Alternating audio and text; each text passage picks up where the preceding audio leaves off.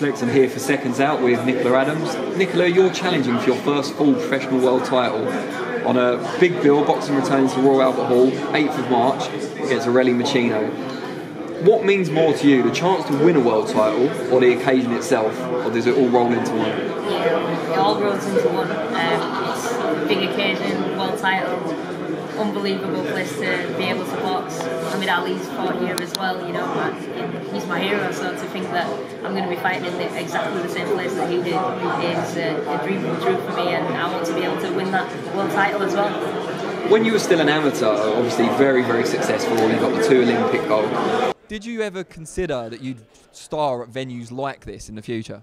Yeah, no, I had no idea. I mean, when I first started boxing, women's boxing wasn't even an Olympic sport, so to have come so far is yeah, definitely a dream come true, and to get this world title, to come away with a victory, International Women's Day to top it off. It's like it must be the stars have just come aligned, and it's just all there for the making, really. We heard you mention that out there, and Frank kind of tried to kid on that he knew that it was International Women's Day. I'm not entirely convinced about that, but when you heard the date, did you know straight away? Was it like something that you were aware of? Yeah, no, I didn't. I didn't know. It wasn't until I was just looking, you know, on Google at stuff, and then it said, oh, it's International Women's Day, and I was like, oh, damn. Yeah, that's another layer, doesn't it? Yeah, definitely does. So yeah, I'm training hard in the gym. I'm staying focused, staying dedicated. I'm going to be taking this, you know, very, very seriously. I don't want to leave anything, you know, at the door. I don't want to leave no stone unturned. Basically, I'm giving it 110%. I would imagine the person that knows the most about your opponent, Aureli Machino, is probably you out of everyone in this room. So what can you tell us about her? She's a come-forward fighter, typical Mexican style. You know, likes to have a trade, but I think I've got all the tools to handle that.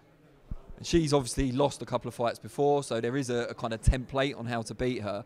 How would you rate her in the flyweight division as a whole? Is she in the top 3, or is she one of the lower-ranked champions? Where do you place her? Well, hey, she's a world champion. So as far as I'm concerned, if you're a world champion, you've done something good to be able to get to that level and to be able to earn the belt. So I'm definitely, you know, I've got respect for that. But I just want to win more, and I want to be a world champion more than anybody else. So I'm confident that I can take that belt on the 8th of March. And what is the aim long term? Is it to go through the weights and win multiple weight titles, or is it to unify the flyweight division?